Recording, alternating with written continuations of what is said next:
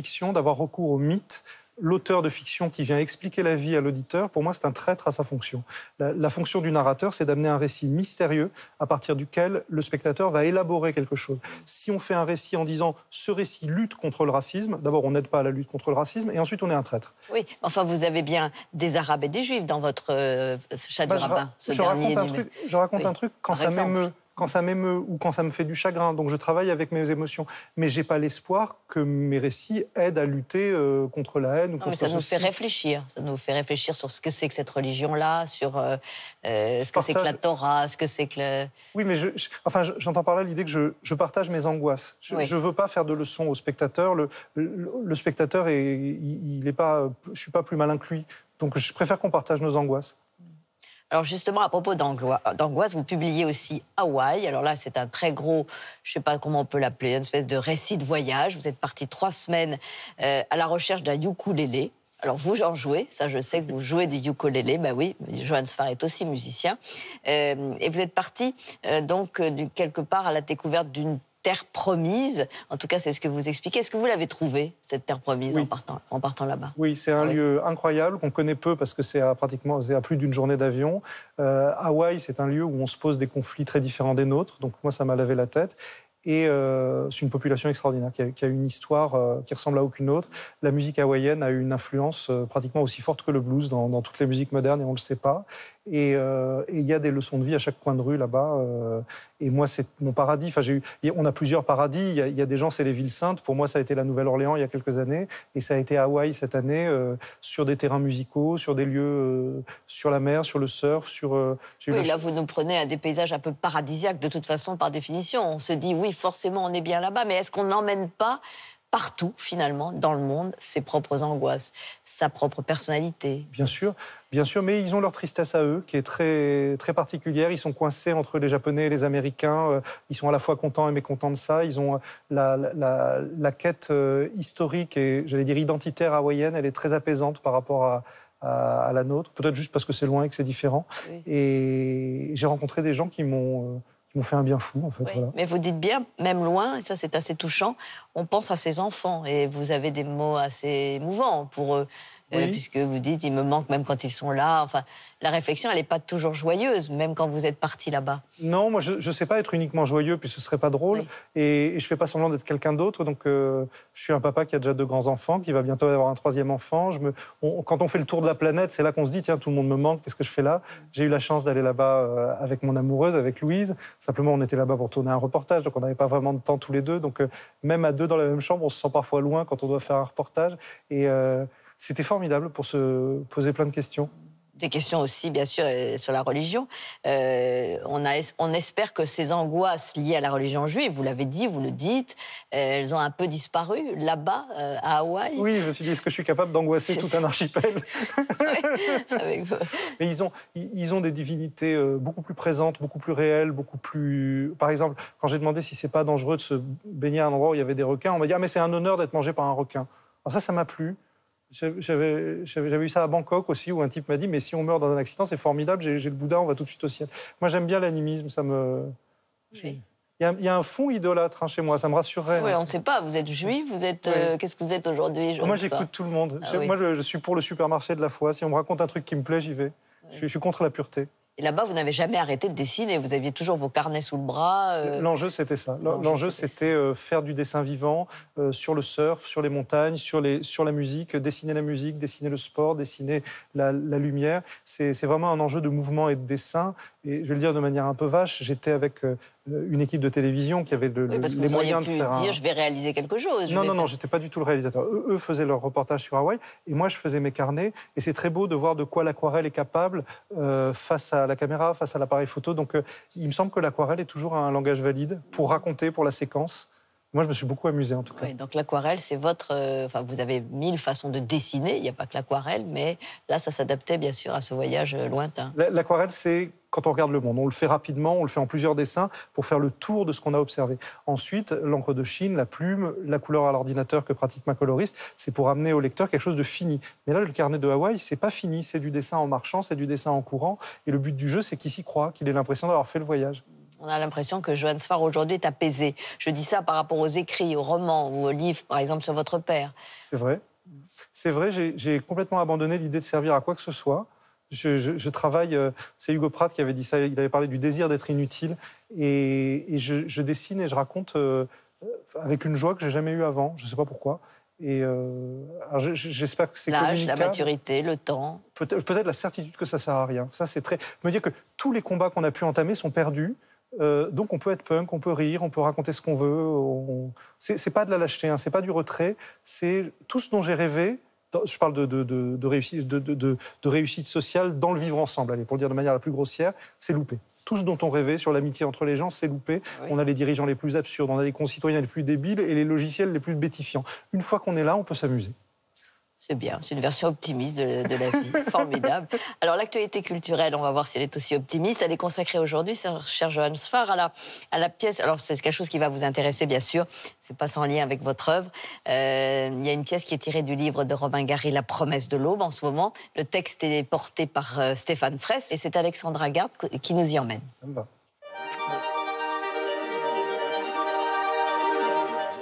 Il n'est pas bon d'être tellement aimé. Si jeune, si tôt. Avec l'amour maternel, la vie vous fait à l'aube une promesse qu'elle ne tient jamais. La promesse de l'aube, c'est l'histoire d'un amour dévorant, fusionnel, inconditionnel. Celui d'une mère, Nina, pour son fils, Romain Gary.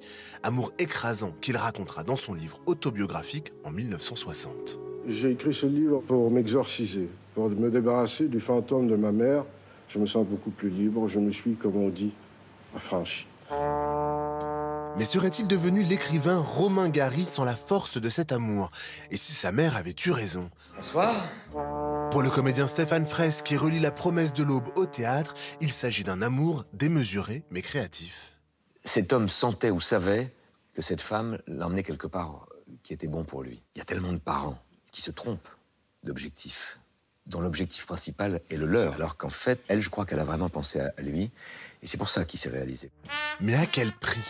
D'origine russe et immigrée, cette mère, prête à tout pour éviter la misère à son fils, a aussi un tempérament violent et humiliant. Elle me disait, un tel dans un bureau de tabac rue de France m'a insulté, va lui casser la gueule. J'y allais, et c'était atroce parce que c'est totalement contraire au départ à mon tempérament. Elle avait un acharnement dans la lutte pour survivre, qui était tout à fait hors de commun. Il a beau dire que sa mère, c'était une emmerdeuse épouvantable, qu'il a cru mourir de honte 10 fois, qu'elle le faisait rougir. Elle en a fait une légende. Incarné plusieurs fois au cinéma par Mélina Mercury et Charlotte Gainsbourg, ce personnage de mère apparaît comme une force de la nature, une femme qui nourrit les rêves les plus fous pour son fils et ne vit que par procuration. C'était une artiste. Est-ce qu'elle était une grande artiste? Il y a des doutes. Donc peut-être qu'elle a forcé un peu le pas sur cette carrière artistique. Toute sa personnalité s'était cristallisée sur moi. Elle avait eu une vie d'échec, et pour elle, j'apportais une promesse de triomphe. Tu seras D'Annunzio, mon fils. Tu seras Victor Hugo. Tu seras prix Nobel. Maman. Romain Gary ne sera peut-être ni danseur ni violoniste, comme le souhaitait sa mère, mais il sera aviateur, consul, écrivain et 2 fois prix Goncourt. Une gloire dont sa mère ne saura malheureusement rien. Morte trop tôt, elle continuait pourtant à lui faire parvenir des lettres d'encouragement écrites à l'avance.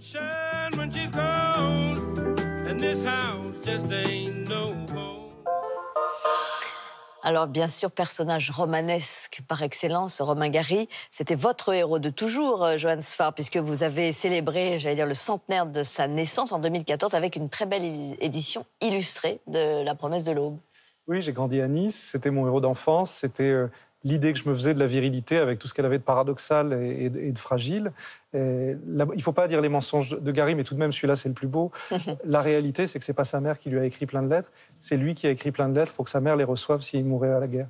Et il a retourné ça pour faire un hommage à sa mère dans le roman. On a cru que c'était elle qui lui avait envoyé. Et évidemment, moi qui ai grandi sur la promenade des Anglais avec mes grands-parents qui venaient d'Ukraine, manger des cornichons sur la promenade, je vois ce que ça... Moi, j'ai besoin d'avoir un lien topologique. Il y a le lycée Masséna, il y a le tennis du Parc Impérial, il y a ça. Et les mensonges de Romain Gary sont plus vrais que certaines choses de notre quotidien. En tout cas, ça aide beaucoup de personnes à garder une certaine dignité. Il y a de la dignité chez Gary. Ouais. Il a parlé de sa mère comme vous avez pu parler de votre père. Je l'ai fait très consciemment. Oui. Je l'ai fait très consciemment en disant, tiens, il y a eu un autre monstre à Nice, je vais parler de mon papa. Mon papa est né en 1933, la même année que King Kong, et je les aime tous les deux autant.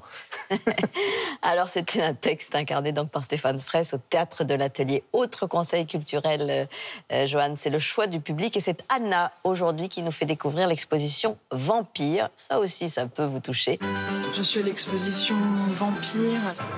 On y voit toutes les figures du vampire qui peuvent être abordées ici, que ce soit avec le premier vampire qui est apparu à l'écran, qui était donc joué par l'acteur Bela Lugosi, jusqu'au dernier joué par Robert Pattinson dans Twilight. C'est une exposition qui questionne beaucoup le lien entre le vampire et le cinéma. Il y a aussi la question de la femme vampire qui est abordée, qui était la femme, la vamp ultra sexualisée. La femme fatale qui menait l'homme à sa perte.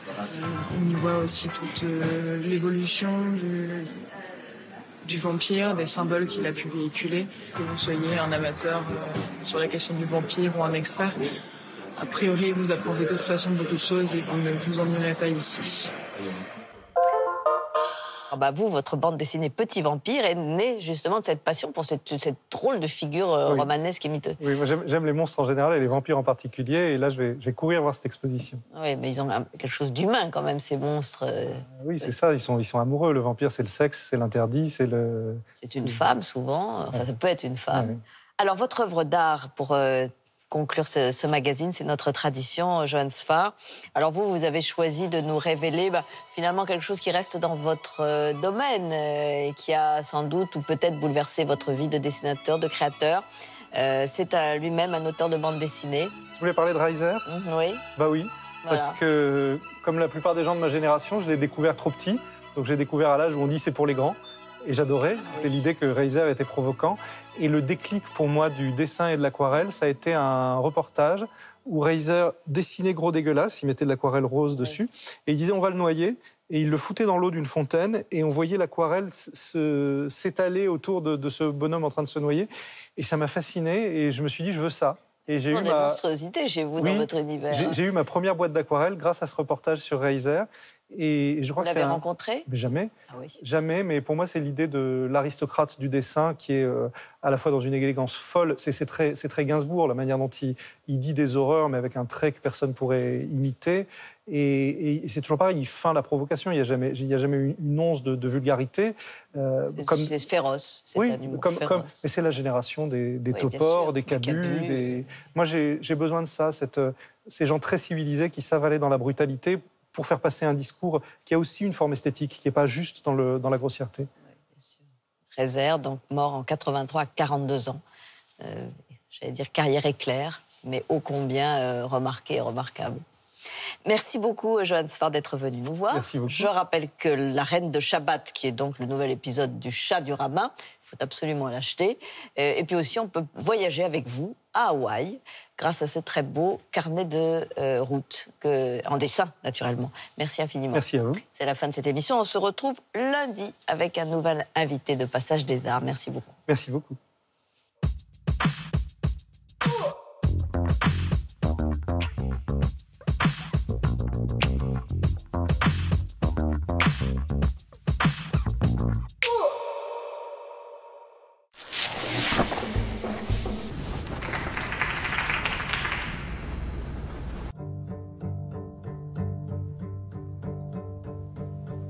Le 1er novembre 1954, c'est le début de la guerre d'Algérie et c'est mon premier article dans l'Express.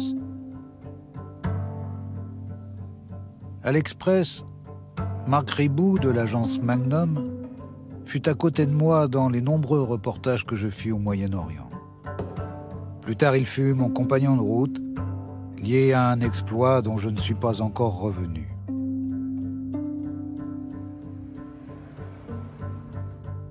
Le 24 octobre 1963, je passais 25 minutes dans le bureau ovale de la Maison-Blanche avec John Kennedy.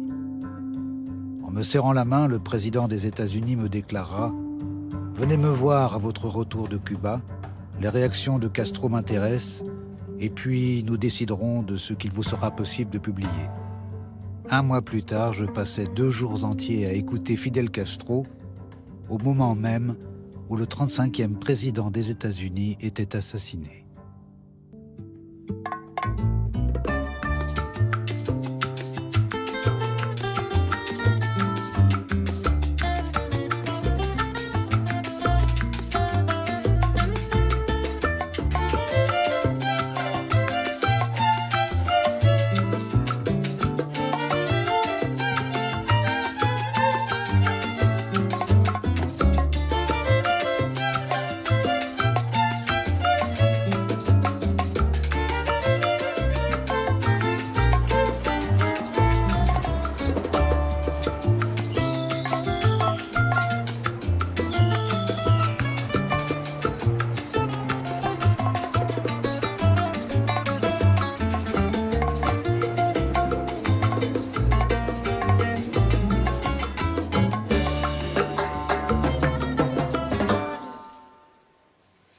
Tu veux voir si tu as été fidèle?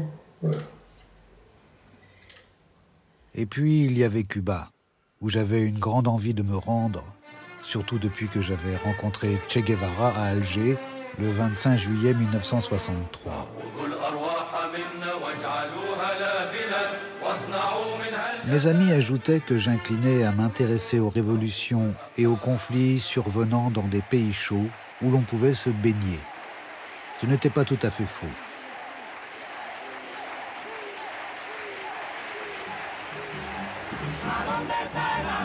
Ils auraient même pu ajouter que je choisissais instinctivement les peuples qui ont le sens de la fête et dont les héros aiment finir leur combat par des danses.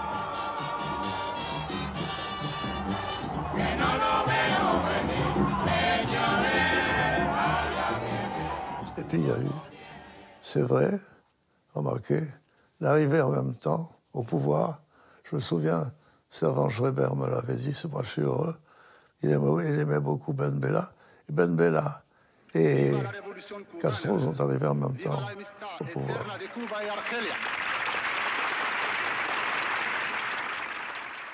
Y al llegar los años 60,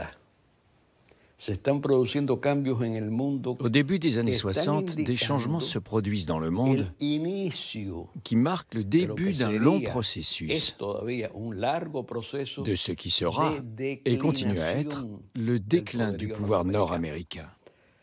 C'est à ce moment-là que commence la décolonisation en Afrique, aux Caraïbes et en Asie. Et l'un de ces phénomènes, bien que nous les Cubains on ne s'en rendait pas compte à l'époque, ça a justement été la révolution cubaine.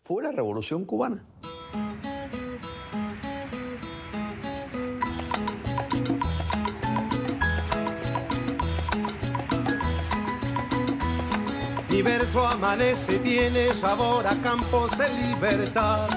De América trae un grito con voz de tierras o libertad.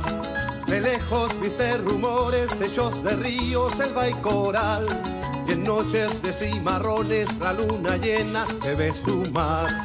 Solongo, tu ejemplo madura en la voz oscura del cañaveral. Y el crepitar sin fin de tu hoguera, atravesando pueblo y fronteras, hoy como ayer de nuevo vuelvo a escuchar. À l'ambassade de France à La Havane, on était à cette époque plutôt dépassé. L'ambassadeur était un brave homme, curieusement maniaque. Il ne parlait que du nombre de chars de la nouvelle armée cubaine.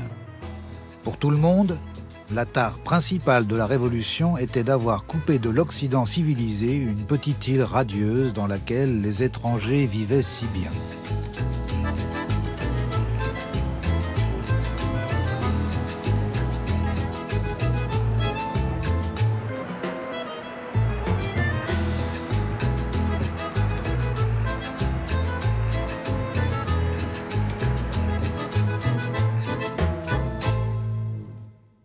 Y de pronto, Et d'un coup, ce petit pays, qui n'était connu que comme un endroit agréable pour y passer les vacances, s'est trouvé au centre des préoccupations du monde, y compris des États-Unis.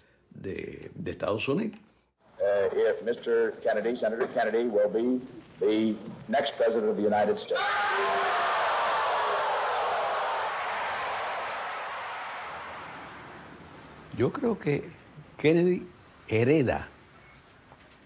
Je pense que Kennedy a hérité d'une politique très agressive. De l'administration Eisenhower. Et c'est dans cette continuité qu'il a soutenu jusqu'au bout le régime de la dictature de Batista. Et je pense aussi qu'il ne pouvait pas imaginer la possibilité d'une entente, d'une relation plus ou moins civilisée entre les deux pays.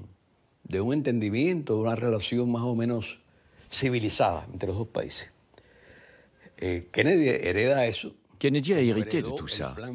Et c'est lui qui déclenche l'invasion de la baie des Cochons, bien qu'elle ait été préparée bien avant. La invasión de Playa Girón y las constantes violaciones de nuestro territorio pretende presentar a Cuba como un peligro para encubrir sus planes de agresión directa.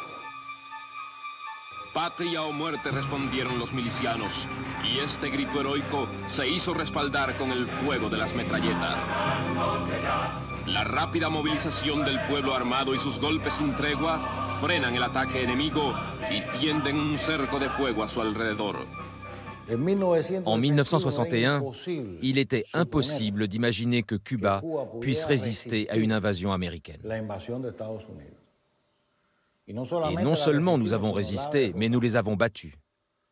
À la baie des Cochons, nous avons empêché les mercenaires d'envahir l'île, alors que 30 km plus loin, il y avait des porte-avions nord-américains avec des troupes prêtes à débarquer à Cuba, et nous les avons vaincus.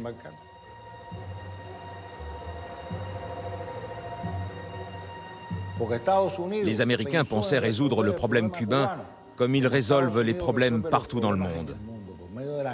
Par l'agression, par leurs armes à feu, par leur armée. En imposant, comme l'a dit le président John Kennedy dans son discours du 10 juin, la Pax Americana, la paix par les armes. C'est ça la raison.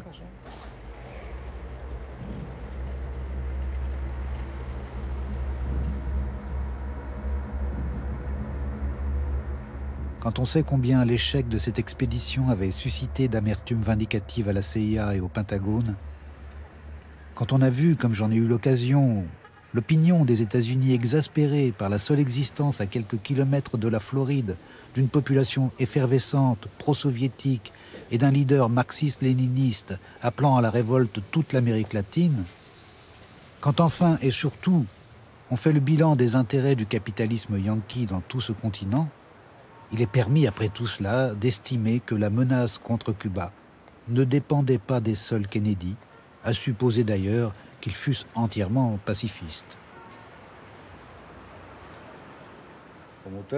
À la fin de 1962, c'était la crise des missiles. Et Cuba était au centre de cette crise. Il est vrai que c'était un conflit entre les États-Unis et l'Union soviétique, mais au centre de ces tensions, il y avait Cuba et sa révolution.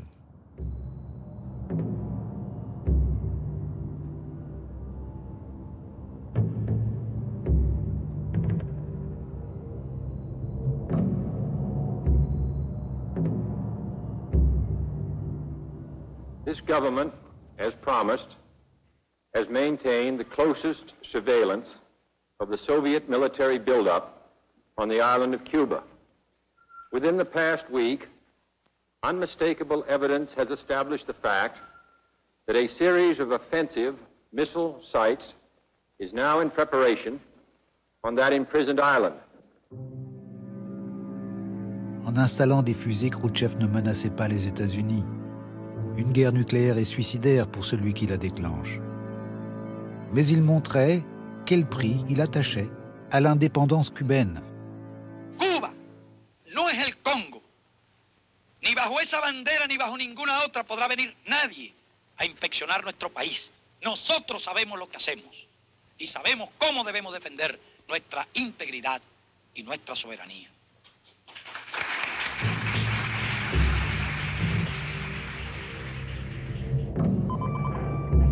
Última hora. Derribado avión espía Yankee 2 sobre territorio cubano. Se reporta que baterías antiaéreas cubanas han derribado un avión norteamericano del tipo U-2. La tensión se hace extrema. La isla entera está en estado de alerta.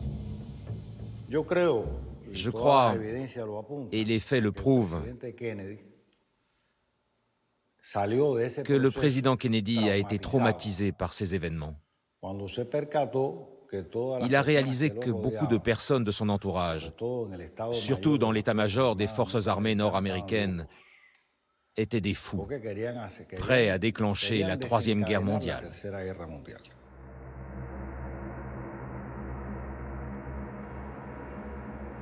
En échangeant le retrait des fusées contre l'engagement de ne jamais intervenir à Cuba, Kennedy imposait à ses militaires et à son électorat le respect de la révolution cubaine, en habillant cette retraite diplomatique de l'amour de la paix et du panache de l'intimidation. Fidel s'est rendu compte que Kennedy n'était plus le même, que depuis ces événements, son comportement et son appréciation du contexte politique avaient changé. Pour Fidel, il a toujours été évident que nous ne pouvions pas vivre en guerre avec les États-Unis. C'est dans ce contexte que Jean Daniel est intervenu. Après la crise des missiles, John Fitzgerald Kennedy s'est mis à repenser toute sa politique envers l'Union soviétique, aussi bien que sa politique envers Cuba. Il était convaincu que le monde serait plus sûr si les deux superpuissances trouvaient une sorte de terrain d'entente.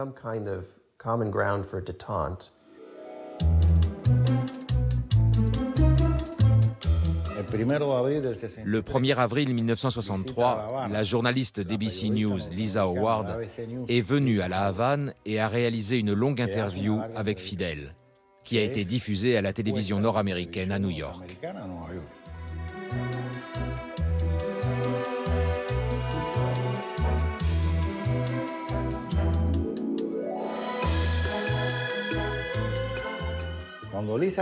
Quand Lisa est rentrée aux États-Unis, elle était convaincue qu'une solution au conflit serait possible et qu'elle pouvait y jouer un rôle et apporter une solution.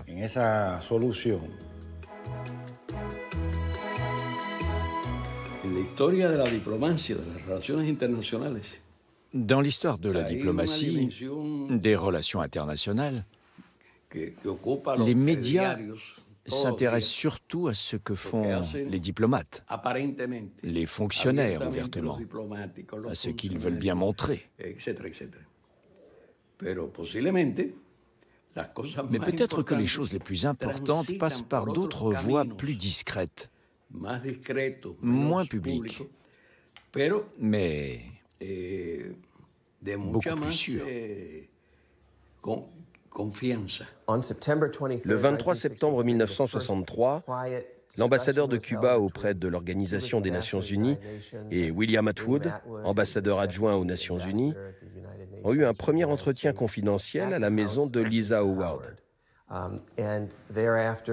Puis les jours suivants, il a été question d'une éventuelle réunion secrète qui pourrait être organisée entre un représentant de Kennedy et Fidel Castro lui-même, ou l'un de ses représentants.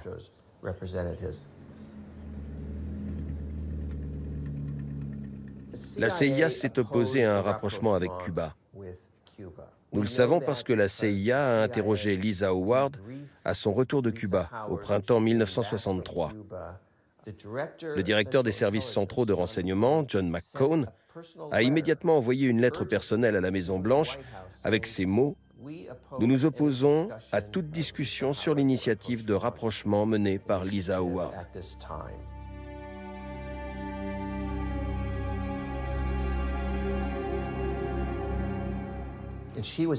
Elle plaidait en faveur de ce dialogue secret. En fait, elle a déclenché une série d'événements qui ont conduit Jean Daniel à rencontrer le président des États-Unis. Et c'est dans ce contexte que Jean Daniel est arrivé à Washington. Au bout de quelques jours,